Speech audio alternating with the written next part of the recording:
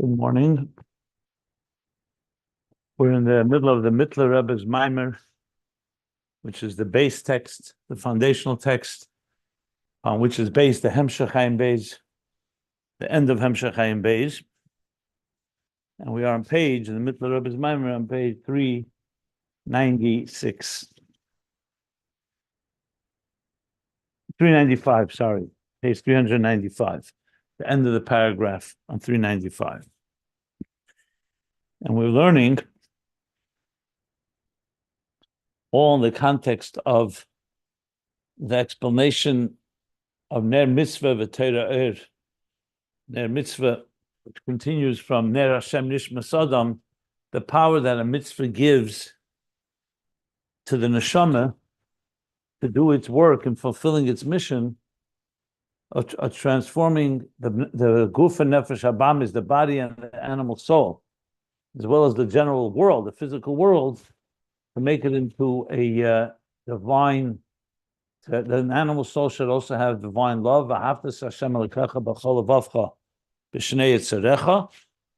And in general, that the whole world be elevated and be a dir b'tachtenim. In Ayin Beis, on page 1352, he actually spelled it out very specifically that it's both affecting the human, meaning the animal soul's transformation, and the world around us. Because mitzvahs are done with physical objects. So the focus is on that, the refinement of the physical. In 1352, he said exactly that. I'm looking inside on top, where he said, first it does Regam. So it has the ability to Shebegili Mamaila Shebemaisa Mitzvahs has a makar of kol advorim gashmim shen tachas mamshalah klipa negarim lechlolim adam mitzvah belakus. It elevates all the physical things, and that's why he calls the psila as the mitzvah, the wick, because the wick manifests in a wick, in a physical wick, but it's the Ratzon Elyon that manifests like tefillin and tzitzis, as he says there. And then he continues.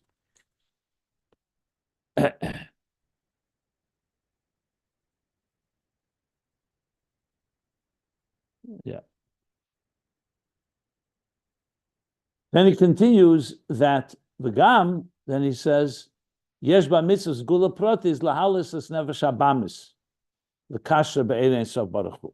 It also has a gula feature that it binds and elevates the animal soul. So this is interesting because in Torah, even the Mittler Rebbe, their focus was more on the nefesh habamis, but the Rebbe Rashab clearly breaks it into two at the bottom of page 1351 and then top of 1352. All based on these Maimorim here. Yeah. So he says clearly, okay. So we're in the middle of discussing that, and that he explained why, before we daven, we begin with the mitzvah of wrapping with talis and tefillin, because that's the hamshacha of the Makif Elyon, of Kedusha Elyon, of the mitzvah, and namely tefillin, the talis and tefillin. That's mamsheh that gives strength to the neshama to be able to contemplate, and it confirms and ratifies the emes of Shema Yisrael Hashem Elokeinu Hashem Echad Achdus Hashem. And then we learned yesterday that what it does is it also creates emes as in actually confirming its truth, because the av on its own through contemplation would naturally dissipate after davening, as if it never happened. There'd be no trace of it. As he explained, it would be nifsikum izbatel miyad achrat fil achalei nisham menureshim klal, because it would only be during that time, during the davening, or like he said earlier, because it's also coming from asaga pitam vadas. So the earlier explanation he gave was that the makif is mamshich something l'mayla mitam v'das, super rational, whereas the hasaga itself of the neshama is more apitam v'das, so it gives it power. And now he's adding that it gives it power to remain, to have a perpetual, lasting effect. And that's why it's not called emes if it's only temporary. Adar Gia Loshen Shakir, it's like a rega, it's a temporary thing. something that's not true. That's what comes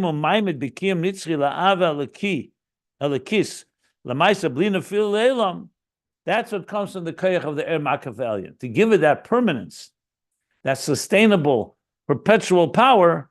That's the Makif Elyon, the Talis of Tefillin, Shalov Ashkedim at Tefillin, Shanesin Koyach ve'ez l'Makif de Naran, she'ikayim la'soge v'hava k'lishra kiyum nitzchi, u'la'amisas ava shalei tipa la'elam. So it infuses it with a certain permanence that it should never dissipate. And then he concludes in the parentheses, and that's why it says, the deeper explanation why it says someone that reads Shema without tefillin is as if they're bearing false testimony, false witness by himself, because it says Ukshartam. So the reason for that is because even though when a person does Shema with Kavana and Ru'usa Deliba and desire of the heart, if it doesn't do it, if he does not actually put on the tefillin, it's like sheker, because the tefillin is what gives it the power to remain permanent, to remain emes. And without that, it's sheker.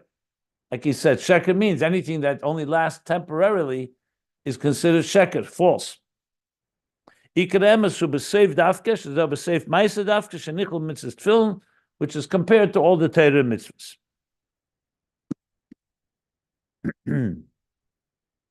So that's the explanation why the mitzvahs, and namely Talis and Tefillin, precedes the Shema to give it that power, and all of it is the power to transform the animal soul and the world in a permanent fashion. That's where we finished at the end of the paragraph on page 395. Ready to continue, new paragraph. Unless someone has a question, I will continue reading here now. Now he's going to now sum up and tell us that from this we learn that the makif of the mitzvah, and namely the mitzvahs of Talis and Tefillin, but in general, the makif of ner mitzvah accomplishes two things. That's what we're going to learn, two things. One, to give us the power to bring down the Amshacha all the way down below, to transform the animal soul and the physicality of existence. And two, which will be on the next page, is the power that it gives the neshama to elevate the neshama to the highest levels of the Kedusha Elyon. If you recall, before he got to the animal soul, on page 393, he said Levadzes. He first spoke about the effect it has on the neshama. The neshama comes down below. As great as the neshama is, the Kedusha Elyon of mitzvahs, Kasheka, the Shem, Mitzvah, even Moshe and Avram, are also elevated to a higher level. So essentially, mitzvahs have two things that it accomplishes. One is the effect down below, that it has the power to transform in a permanent fashion. And two, that the power to elevate the nefesh halakis. So it's an effect on the nefesh habamis and an effect on the nefesh halakis. And that's what we're going to learn right now. The both effects, which he's already discussed, but now he's summing it all up. So he says, V'hinei movin mizeh, and these pages can be found at ayinbeis.com if you want to follow along. Now it's understood from him. Now it's understood from this what we've learned. Sheyesh b'koyach ha'er makif. The mitzvahs are now based on that in the power of the makif of mitzvahs it encompasses two things. The power of this makif of mitzvahs. Ha'aleph, as I said, the aleph will go till next page, line 7. So it's a nice piece here. And then the in Habez is going to speak on the next page. What's the aleph? The first thing it does. The effect of the makif, the koyach of the makif. That the koyach of makif, because it comes from such a high level, it has the power to come down. Remember we said, no, it's tchilosim b'seifon. The beginning is wedged in the end. It comes down all the way below. The oyer dafke, shezeh yiridus ha'er makif lahoyer, b'cheshech, shu b'nefesh habamis. Is the yirida, the descent of this powerful transcendent energy. When you're talking about immanent energy, so immanent energy is Eiros B'Kelim. And Eir and Keli is commensurate to each other. So the Eir will only fit into that particular container. that is made for it, that's tailored to it. But an makif, because it's beyond the kelim, it can go down much lower than the pnimi. So it goes down to radiate and illuminate the darkness, which is the animal soul. And that illumination achieves, what does it achieve? It causes that the animal soul shetaskil, v'tispol, that the animal soul, gamihi, that also the animal soul should understand and appreciate and conceive and tispol and get excited and both basically seichel and midas of the animal soul, that it should understand, perceive, and tispol and get stimulated and excited. Gamhi, also the animal soul, be yichud ilah the krishma canal, or be yichud elyon the krishma canal. And I've been thinking about it because we know it's yichud ilah and yichud tata. So it could be yud ches vav ayin should be read yichud elyon, which he did use that term earlier as well. So it would include all the levels of yichud, or you could read it be yichud ilah. Both are possible. But bottom line is that also the nefesh habamis, which generally would be bitla yesh. So then Yichud Ilah would work well because then it's elevated. So the Makif gives the power to come down all the way below in the darkness of the animal soul, which on its own feels itself as an independent consciousness, that it too should be understand and emotionally and feel this higher unity of the divine, that in Krishma. So even though the neshama accomplishes it through Shema, like we said, the Makif adds a whole other dimension of empowering the neshama to be able to permeate, to penetrate the animal soul. And here he clearly says, like I said from Mayim Beis, not just nefesh habamis, but also that it gives the power to miyumshach kedusha, that the holiness of the higher kedusha of Elokus, asher kedushan b'tzveis b'tzivonu, should be nimshach, should be drawn av b'dvarim gashmim. Also in the physical objects, the Maisa mitzvahs, in the actions of mitzvahs. So when you put on tefillin, it affects the nefesh habamis, and it also affects the very parchment, which is made from the hide, the leather, from the animal. Same thing, tzitzis, from the wool of the sheep. All this is affected. The Makif is giving us the power to achieve all of that. By ikir. So that's in general the achievement. Now he's going to focus on the next point that he made in the previous paragraph. This, he doesn't talk about permanence yet. He just talks that the keich of the Makif to affect the animal soul, the darkness of the animal soul, the darkness of the world. By ikir, and the primary things, mashayuchel is kayim kiyum nitzchi kol hayim. That this Makif also gives the power that it should be sustainable and should perpetuate in a kiyum nitzchi, in a permanent sustenance, kol hayim, all day long. Av b'yesei tored behavle elam hazeh, that even when he's busy with the nonsense of this world, havle means hevel, like the emptiness, the hollow things of the superficial pettiness of the material world. Even when you're busy with that, lo yosug ocher libe, his heart will not retreat backwards. Once he's been inspired, so without the Makif, we learned it could dissipate. You can get inspired, but who says it will last? The Makif infuses it with a certain permanence that even when he's busy, even after he davens and goes to work and gets involved in the materialism of life and survival, the Makif gives the power that he should not retreat, it should not dissipate. And that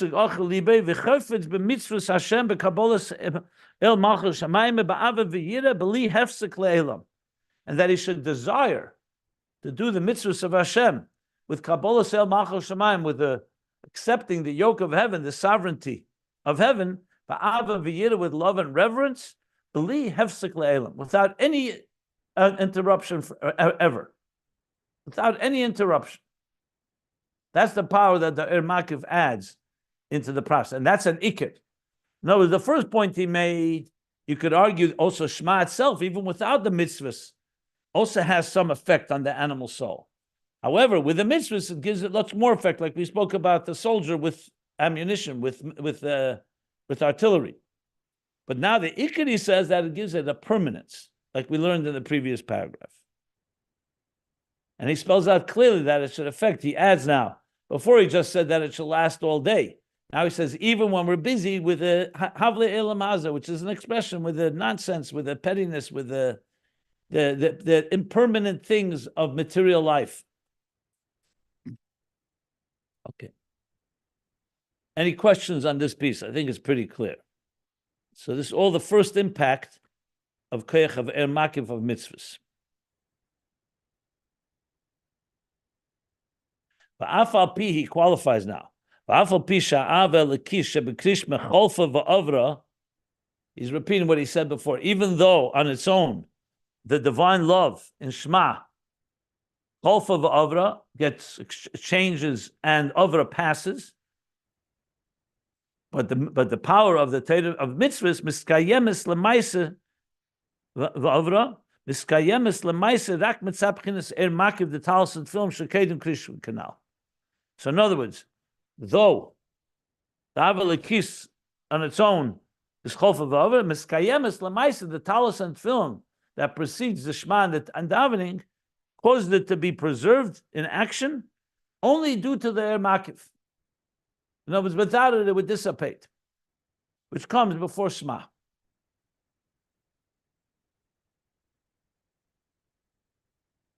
Okay. And now the reason for this, he's going to elaborate a bit more. What is the reason that the Makif has this power? The Zeu Metam. And the reason for this, and this is due to the fact, Sheyesh Ba'er Makif, that this transcendent energy that is nimshach, that is drawn down through mitzvahs, and namely the mitzvah talis and film, the Makif Elyon, that the Makif Elyon, that within it, it contains mibchinas Rav Chesed.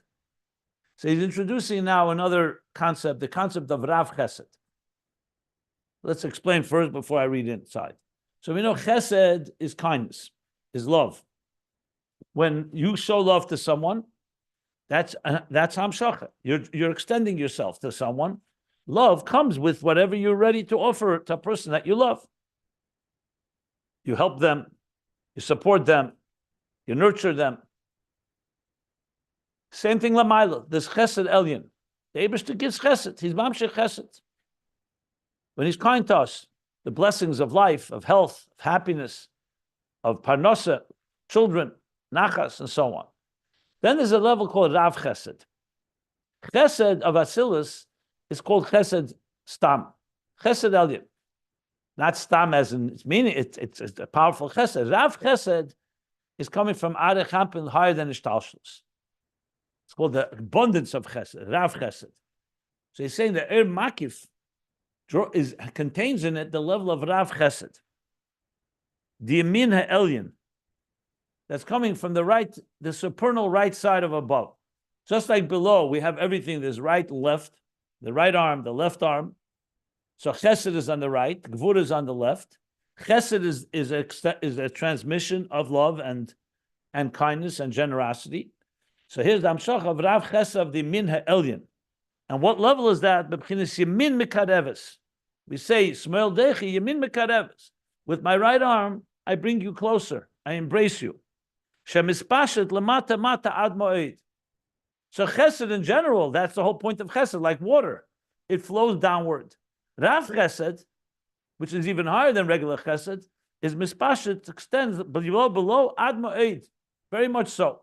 In other words, it goes all the way downward. So since the Makiv has that type of power of Rav chesed, that's why it's mamshech chesed all the way down into the darkness of the animal soul and the darkness of this world, to give it the power to have a connection to godliness, and a permanent one, as he just said.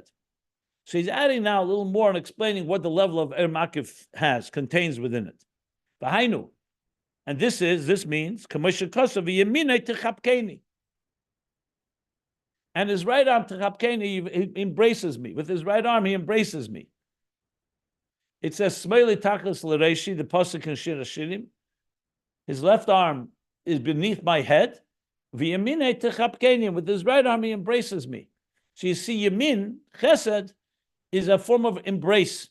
And as we learned before, I explained yesterday that the talis embraces us. Oy lo'oyev nafshe, lo'oyev nefesh, kenafshe. Like a father who embraces, mechabik, he hugs his son, or to someone that he loves dearly, oyev nafshe, kenafshe, he embraces him like it's his own soul. Ma'acherav biyad yamine. He embraces him like when you embrace someone with your right arm, you embrace them from their back.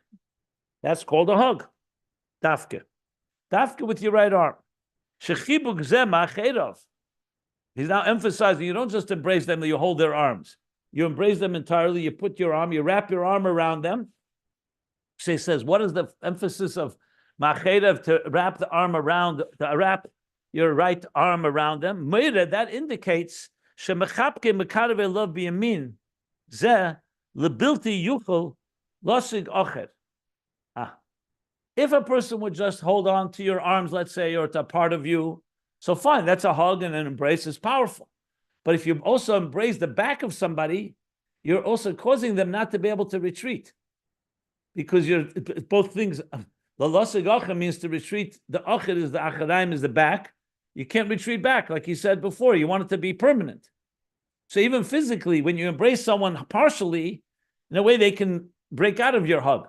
But if you embrace them entirely, including their back, so he's saying that also causes that a person should not be able to break away. It doesn't mean that you're forcing yourself. It just means it's an entire embrace.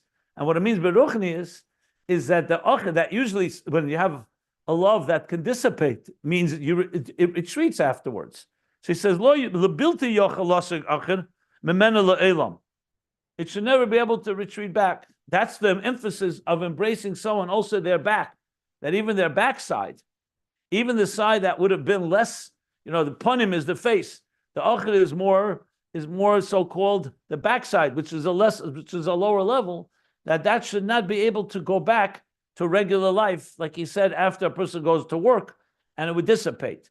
But it causes it, v'yiskayim avosei love, and his love to him. The embrace is causing, when the father embraces his child, or someone embraces someone you love in that way, v'yiskayim avosei love, that the ava is perpetuates, is sustained, and is permanent. Lebilti yosem memenu, av bi porde memenu.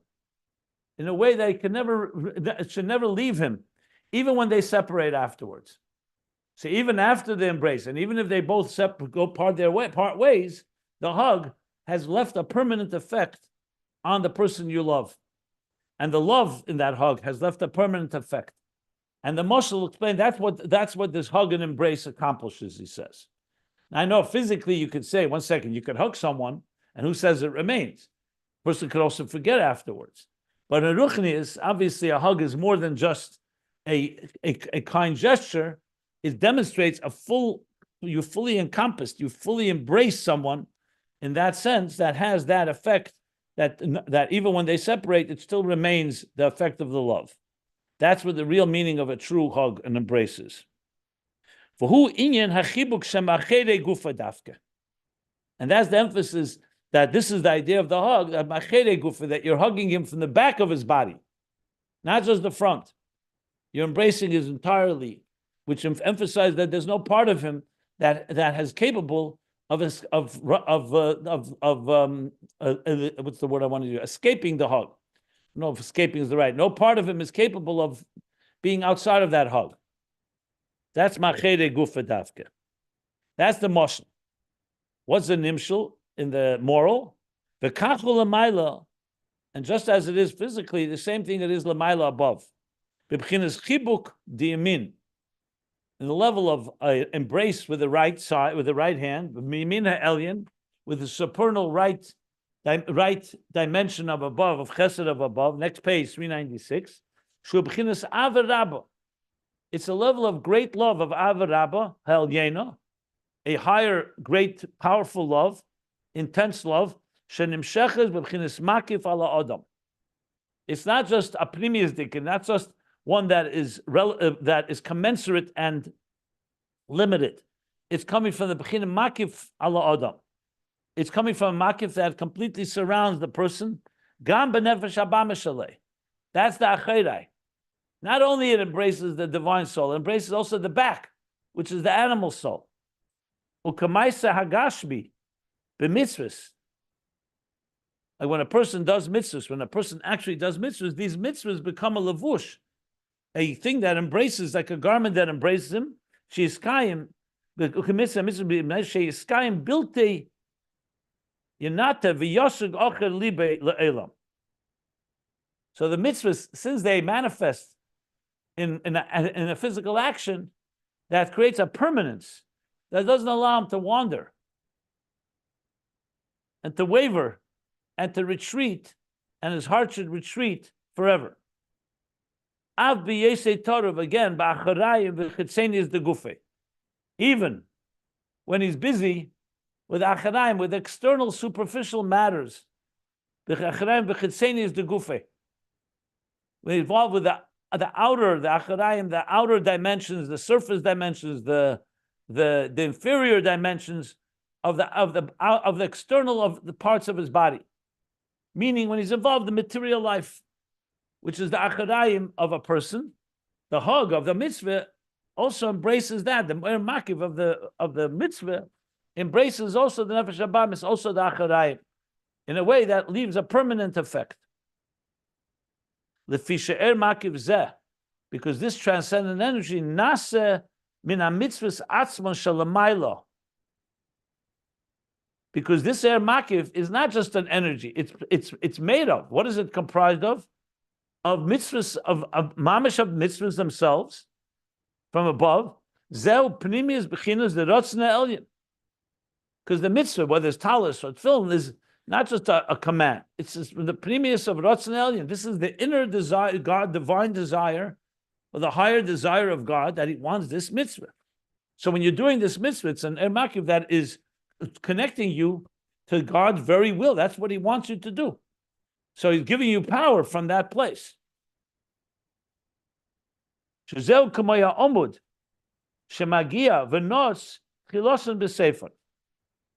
a mitzvah, therefore. Well, let me stop here for a moment. He's going to add another point to emphasize the point. Let me just stop right here if anybody wants to ask anything. So all this is an elaboration, essentially, what Ner Mitzvah does for the neshama, for the nefesh habamis, I should say, and for the world and the physical world. It's drawing down this higher transcendent energy in a permanent fashion, like a hug, like an embrace. Now he's going to add one more thing. Mitzvahs are compared to amudim. As we'll soon see, that a mitzvah is connected to tarach amudei er, is an expression. There's 620 pillars of light. The 620 is the 613 mitzvahs, and some say the 7 mitzvahs of the Rabbanon. There's different ways it's explained. Sometimes the 7 mitzvahs b'nei neach. So tarach is also keser.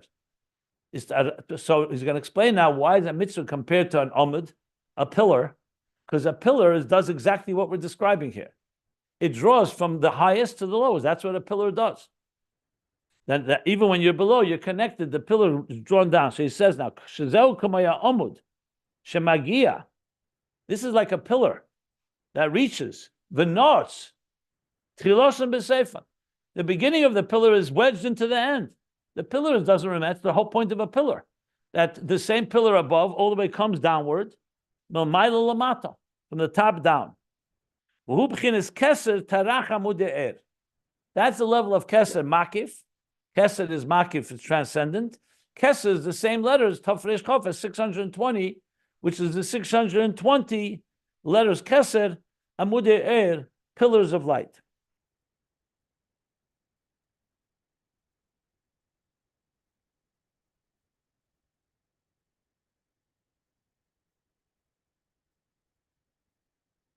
Yeah.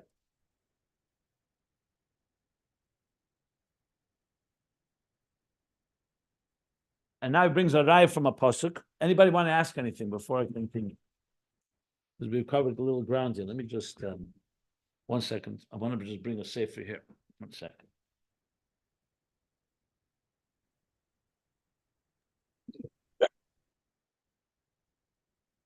Yeah, you want to ask something? Okay.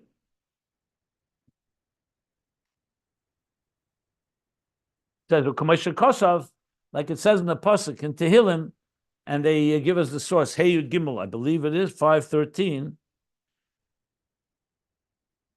katsino rotzin tatrenu, which means you will. Tatrenu is like to surround, to envelop. When you completely surround something, like embrace him. So what does this pasuk say? You'll envelop him with a favor as with a shield. So kitzina rotzen tatreno.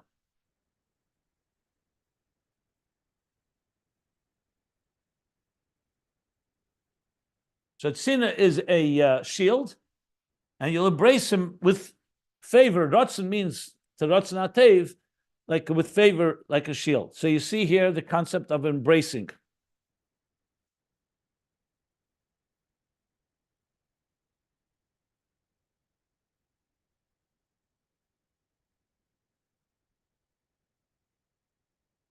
Yeah. Consider rotzen tatreno. And that's why it says, as in the parenthesis, Shemer mitzvah lo yoda dovera. Someone who does a mitzvah, someone who abides by the mitzvah, lo yoda dovera, will not know of anything evil, because he's protected. Af bi'eluche b'mokim tuma. Even when he goes in a place of impure place, even in a toxic environment. So the mitzvah is a protecting shield. So all this goes back, and this is not just during davening. This means the mitzvah that you do affects you even when you go to a place that's not a pure place. All to demonstrate the power of a mitzvah that draws down from the Makif Elyon all the way down below, and in a way that affects you in a permanent way. That's what a mitzvah does.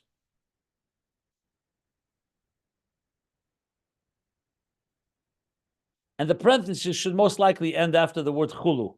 Welcome to machulu. Who starts a parenthesis most likely. So this is the first thing that the makif of mitzvahs accomplishes. It draws down the highest levels of transcendent energy into the darkness of the animal soul and the darkness of this world, and its effect and impact is a permanent one. And the example of being like an embrace that a mitzvah does. You mean that the mitzvah embraces us, Rav Chesed, and embraces the entire person, including his back, which ultimately affects him that it should not be able to change. It should not be able to go back to where he was. It's transformed the person, and he will not in a permanent fashion. That's what he's saying. I know you could ask a klutz kasha, what do you mean? We see people do mitzvahs, and not necessarily has an impact all the time. People can do a good mitzvah, very beautifully done, and then after time, you see that they unfortunately do retreat, and things do dissipate. So in other places, Chassidus explains that this Gilui and Helam, the mitzvah always affects us permanently. In Tanya, he says, Yichud zeh l'maylo nitzchi le'elam vod. The yichud that's created through a mitzvah is forever, l'maylo. What means l'maylo? In the deeper level. If you zeiche, if we merit, we actually see it. And you can see people who have been refined in a permanent fashion. If you don't see it, like we learned earlier, it's like munach b'kufsa. It's behelim, and it's like concealed inside of a chest. It's still there. And la'asid lavi will be revealed. But never think that a mitzvah does not have a permanent effect on someone. I mentioned this when the Rebbe started mitzvah tefillin. And people said, you're putting on tefillin on a person who doesn't do mitzvahs. And not necessarily will put on tefillin tomorrow. So what's the point?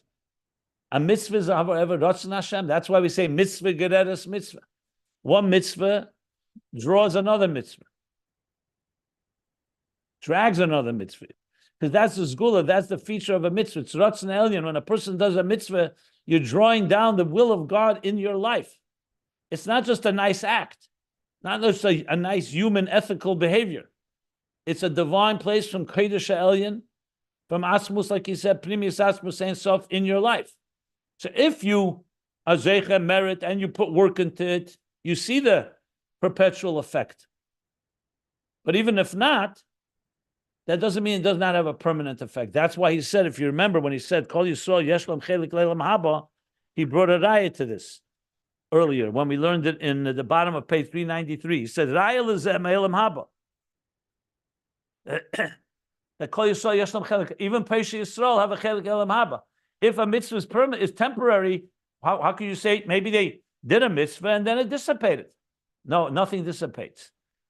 It has an effect, Ma'isa mitzvahs, but it's behelem ala Adam. Like he says there, v'shem ala reishach, lo yechser. And lo osidov, it will be revealed min ahelem, the schar mitzvahs, and then the tainug atzmi, the eneg atzmi of Elikus will be revealed in the mitzvahs within us. But every mitzvah has a permanent effect. So that's the first thing that the Makif of Mitzvos accomplish. Let me stop if anybody wants any clarification or clarity, and then we'll learn the Inyan HaBeis, the second effect that it has on the divine soul. But let's... Okay. Rabbi Jacobs, I have a question. In regards specifically to mitzvah, tefillin, and tzitzit. Two parts to this question. Number one is, does it have the same effect for somebody that puts on tefillin and takes it right off, versus somebody who has this for his whole shachrit service, let's say? Do they accomplish the same thing? Number one. And number two is, I know we're not at that level, but in the old days, they used to wear tefillin all day. But let's say in a proper setting, let's say in a yeshiva setting, why people don't have tefillin on, all the time, if this is something that's, obviously so important. So there's two parts to this question. The answer to both questions, start with the first question. It all depends on halacha. The Torah tells us the shear of how long you have to wear tefillin for. If a person's mekayim the mitzvah, it doesn't say whether it's 5 minutes or 10 minutes or an hour or 2 hours. If you fulfill the mitzvah according to Shulchan Aruch, then you're drawing down this Makiv. There are mitzvahs that are just for a minute. When you say Asher Kedusha Mitzvos V'Tzivanu, let's say on different mitzvahs, some mitzvahs, like for example, Lulav and Esrig, is only while you're holding it. It's not a long mitzvah. So length is not relevant here so much as, and rather the quality of, are you fulfilling the mitzvah as expected? If you're doing the mitzvah and it's not the shear, you're not doing it long enough, then you haven't done the mitzvah. So this is a matter of halacha. You have to simply ask a Rav or look in Shulchan Aruch to see what is the shear, how long a person has to wear tefillin for, and so on during davening. Now, obviously, if a person davens longer and they wear the talis and tefillin longer, the fact is, like I mentioned, there's avedus at tefillah, people who daven for 5-6 hours. So of course, that's more work and more effort, more work is going to have more impact. But as long as you're doing the mitzvah, the impact of the mitzvah is there. The more you concentrate, just like a person says Shema, they could hamayich be'echad. Hamayich can be 1 minute, it could be 10 minutes, it could be 5 hours, it could be an hour.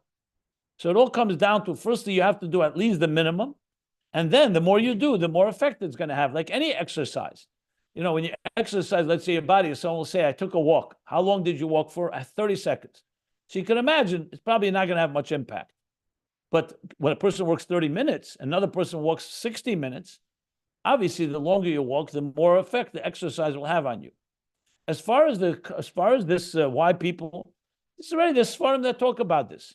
There was a time where people spent all the time in yeshiva or the time in Beis Medrash.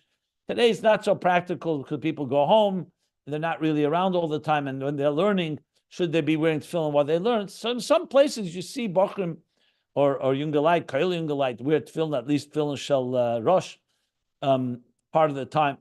And there's a lot of other factors that also today you have to have Kedushas HaMachshava. If a person is not maintaining a high level of thought, wearing tefillin can be considered a bizayin. You're desecrating the tefillin. So it's also a question of making sure that you're sanctified enough. If a person has machshava zara, tefillin is not exactly the right thing to be doing. So you put it on during davening. Hopefully you concentrate and focus and not have any negative, bad thoughts during the time that halacha. Each person has to figure out with their mashpia and their rav what exactly the time and the amount. But the essential thing, there's halachas for what is required in these things of how short and how far, and how long. Also tefillin is also by day, not by night. It has its function by day, not by night, as we discussed a number of times. Okay. Thank you. Any other questions on this? What we've learned now? Yes. This ability and effect of Rav Chesed through mitzvahs to make a permanent change and go all the way down to the physical world in our lives in a permanent way. Does that also apply to Torah, learning Torah, which is not a physical object, but it is a mitzvah? So does it also have that same ability? Learning Torah, is there a distinction between Torah and mitzvahs here, or Torah is because one of the there will be a distinction. We haven't gotten to Torah or. He's only talking about ner mitzvah. Overall, since Torah is also a mitzvah, you have to say that it has certain elements of this. But we're going to be discussing at length, because remember, the pasuk is ner mitzvah v'Torah. So far, he's been talking about the candle of the mitzvah. And then on page, in a few pages from now, he's going to start talking about Torah. So we can wait for that to really see the difference between the two. And in Torah as well, even though it's the same word, Torah, the Alter Rebbe's Maimer, here on page 402, the Mittler Rebbe will start talking about Torah. So I would wait, if you want a full answer to your question, till we learn it there. In Torah of the Alter Rebbe, we learned it as well, the difference between mitzvahs and Torah, and the fact that Torah is expressed through mitzvahs. And as you said, Torah is a mitzvah. But Torah has a unique role beyond mitzvahs themselves. Like he explains in Tanya, and of course we're going to discuss it here. So I would wait till we get there. There is the concept of divrei Torah einon mekablim tumo. Okay. Well, here he said that even mitzvah has that power. Lo yoda ra, lo yoda dover ra, shemer mitzvah. So that doesn't affect the person. Is it the gavra, the chavra? Yeah. I would wait. This is a big topic, and it's very relevant to Ayin Beis, because the whole Ayin Beis is all this began after he spoke about tefillah, 550 pages, mamata lamayla yichud, of the interface from the bottom up. He started speaking about Torah on page 1350. So Torah is going to play a very prominent role soon when we get there. But mitzvahs is, so we're going to have, we talked about this. There's neshama, ner Shem nishma sadam, there's ner mitzvah, there's Torah, and there's tefillah. All these all come together in Avodas Hashem. We know all, we need all of these. The three pillars, for example, is Torah, Aveda, Gemilas Chasodim, Torah, tefillah, and Gemilas Chasodim, mitzvahs. And the neshama that does it all. So all these are going to play a unique role in the understanding and Ayin Beis, and the explanation, the comprehensive explanation of the interface. We're going to see how each one of them plays a very specific role. Tefillah, we learned at length about. Now we're learning about mitzvah, and then we're going to be learning about Torah. And you'll see it's interesting, fascinating, how tefillah is mamata lamayla, Torah is completely mamayla lamata, and mitzvah is a combination of mamata lamayla and mamayla lamata. So it's giving you a little preview, because we already mentioned it, but we'll learn about it more as we go. So the interface is going to be a very powerful one. So remember, the goal is integration, interface, integrating the divine, highest levels of the divine that should permeate and be completely internalized in the person. So you need something that represents the person, you need something that represents godliness, and then you need the thing that connects them both. So all these levels that we're learning about, ner mitzvah, Torah, and of course tefillah, all achieve that. They are all these type of interfaces between elokus and between the divine and existence, between the animal soul and the divine soul, etc. But we will learn about this more in detail as we go. Okay. Thank you. So it's really an ultimate yichud of all four: neshama, Torah, mitzvahs, and tefillah. Wow, how bring that all together? That's exactly right. That's why I said it. Al shleisha dvarim ha'olam omed. The world stands on three things: Torah, Aveda, Gemilas Chasodim. Those are the three: Torah, tefillah, and mitzvahs. And and the neshama is, of course, the center of it all, because we are the ones that perform it all. Yeah, it's extremely eloquent and beautiful when we learn this. That's why I'm learning it. You're going to see how it comes back to Ayin Beis, and Ayin Beis will be, I think, appreciated so much more as a true magnum opus that it is, in understanding the whole picture of how we interface between God and existence in every possible way, from top down, from the bottom up, top down, in between, over, under. Total integration, total interface, total yichud. The yichud elyon that he's talking about, the yichud of the divine and existence. That's exactly the theme we're learning here. Shema Yisrael Hashem Elokeinu Hashem Echad. That shalit of Ahavtas Hashem Elokecha b'chol levavcha b'shnei yitzarecha. No more dissonance. Everything is aligned toward godliness. That is the purpose, the very purpose of our existence. Yeah, that's exactly what we're learning. Okay. Rabbi, could you clarify one thing or repeat? Yeah, 1 second. Sorry. Yeah, 1 second. I'm going to stop here. We'll do the Inyan Abayz tomorrow in the next class. The second effect of the Makif on the divine soul. But go ahead. What's your question? What would you like me to clarify? I just wanted to say, I maybe you need to repeat it for me because I didn't get it the first time. But so when you put on the tefillin, that has a continuous effect, if you will, right? So that you can go into the places, where there are negative influences in it and it lingers. But is that on this plane, or is it the mitzvah that continuous thing goes up into the higher levels, or is it both? I don't know. I'm a little unclear about that. Okay, you repeat that through a mitzvah. What did you say?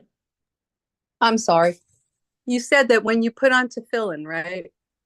Well, that he's talking about the putting on of talis and tefillin before davening in the morning. Right. That empowers the Shema to achieve what we're discussing here, the transformation of the animal soul in the world in a permanent fashion. That's what he's speaking about here, right? The power of mitzvahs in general.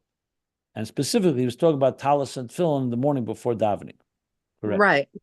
So what's your But question? My question is, you said it has a lingering effect, right? A permanent effect, not just lingering, a permanent effect. Permanent effect. Yes. Is that on all levels or just on the higher levels of the soul? In other words, To me, it appears on all levels. Okay. All right. That's all I wanted to know. Thank you. On all levels. Talis? And I explained that fact that you don't always see it. I asked that question because it could be concealed, but it doesn't mean it doesn't have an effect. It's like many things that we do that refine us. Sometimes we see the effect, sometimes we don't see it. It all depends on many different factors. Is this talis and tefillin only because they are makifim, or talis and tefillin are an example for generally mitzvahs? I think both are true. He spoke mitzvahs in general do this. In our context of Shema, when we say Shema in the morning, the mitzvahs that are specifically prescribed then are talis and tefillin. Other mitzvahs are not being done then. You don't, for example, eat matzah or lulav or sukkah during that time. So generally mitzvahs have this power because they come from Makif Kedusha and Asher Kedusha Mitzvos V'Tzivanu. If you go back to when he began this whole topic, this bleak gvul of Makif, all the way of Kedusha Elyon, that's higher than all the other Kedushas, levels of Kaddish. And specifically, he says, he said, B'chol Zeh Yuvan Atam, why tzarich Adam lilbish tatalos laniach film kedem krishma. This very reason of mitzvahs in general applies now to the mitzvahs that we do of talis and film, which is the mitzvahs that we're mechuyev in the morning before davening.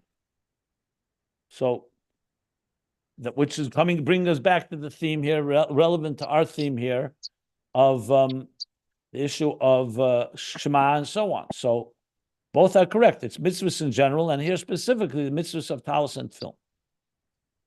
Yesterday you explained which happen to be, which are our makifim themselves as well. There are mitzvahs that are not as makif like that. Many mitzvahs are makif, some mitzvahs are not so makif, but these are actual makifim. But even though they are not such makifim, still it has the effect. They are mitzvahs, and it's the mitzvahs of talis and film. Yesterday you explained beautiful the role of a man and a woman. But I still had a question about why should you bless Shelo Yasani Isha? Okay, so as I said yesterday, that's not the theme of this class. I actually referred to classes I've given on this topic. So if you're really interested, you could look it up. I don't want to go into it right now because it's a discussion of its own. It's a separate class, separate theme that really has nothing to do with what we're learning here. Not to say it isn't valuable and important. So try to find, if you can, on YouTube or other places that I've written or spoken about it. And at some point, I'll either talk about it or maybe another class I'll give on it. But this is a topic that deserves its own discussion. Let me put it this way. And I don't want to give a quick, cute answer. There are deeper explanations behind it. I'll just plant one question upon the question. Is it possible that God would create something that we should say, thank you for not creating it? Who created a woman? Not me, not you. It was Hashem that created it. So what does it even mean, Shalei Asani Isha? That God created an Isha, and then we're thanking God for not creating us. God created this woman. He did it with very clear intention. As a matter of fact, she's half of the mat. Zach and Akeva bara Esam. So so the half of the Adam is Shalei Asani. So you understand, it's not about the woman itself. It's about specific details. So just be for the record, it doesn't make any sense that God would create someone and then say, don't thank God for not creating me for the way God created a woman, because God wanted to create a woman. So the whole thing is a much bigger question than just about women. It's about, in general, how do we say such a thing? I have a question about this in Makifim. So obviously, talis and tefillin are like literal examples of Makif because the talis envelops you, surrounds you, and the tefillin, in particular, the tefillin shel rosh is, I forget what the word was, but it's protruding above your head a little bit, so that you remember that it's coming from above. It's like a drawstring, if you will. My question is, but all mitzvahs are essentially makifim in the sense that they're ratzon elyon, and so the ratzon elyon is keser. So they're all makifim, right? In a sense. Correct. Yeah. Okay. Yeah. Just confirm. Yeah. And then he talked about by the way, sorry, go ahead. Well, the second part of this, this called it archim de Golgotha, like these some of the hairs that fall down from the skull, I think it's, or long strands or something. They're almost like archin is the paths of the skull. Yeah. I think there was another interesting definition of it, but it almost seemed as though they were like lifelines, like ropes to hang on to. Well, that's what we say. The mitzvahs are like, we say, Yaakov chevel nachlosei. It's like a chevel, like a rope that's made up of 613 strands. Like he said here, amudim, like pillars that connect us, like channels of life. It's exactly like a lifeline. Lifelines, yeah. Okay. Sorry, you were going to say something about this issue of makifim and in Tanya chapter 5, he says it very explicitly that Torah is seiroscha b'seich mei. Torah is pnimius because you understand it and you internalize it, and a mitzvahs that we do are not internal. We don't eat them. We don't digest them. It's more what we do. Almost all mitzvahs are an action that does not become internal as is part of you. So by definition, a mitzvah is, as he explains there, more rotzna elyon, where Torah is more chachma. But there are different types of mitzvahs. For example, the mitzvah of sukkah is makif, but the mitzvah of daled minim is considered pnimi, lekachtem lachem, lepnimi yuschem, relatively speaking. But they're all ultimately levushim. The Torah says it explicitly, and the Mitzvah Rebbe also, when he began talking about mitzvahs, if you look at the first line, he starts talking about the mitzvah, the general idea of a mitzvah, he says makif. In the words of the Alter Rebbe on the page that we are learning right here, 38c. So he said, the mitzvah is, it says like this, mitzvah levushim v'nikol levush malchus michinas makifim shemakifim al bishim es hanefesh mereisha v'adragla. Even before he talks about talis and tefillin, that's what a mitzvah is. It's about the levushim that we create. That's why in Tanya he keeps talking about the levushim through Torah and mitzvahs. Levushim. Thank you. Every mitzvah has its levush. We talked about Baba Yomim. Remember, Avram Baba Yomim, he comes with all the levushim of all the Yomim, all the mitzvahs that he did. Each mitzvah for each day. So mitzvahs are connected very much to that. Yeah. Okay. Any other questions? So we'll stop here. Va'inyan habeis on line 7 lines from the top of page 396.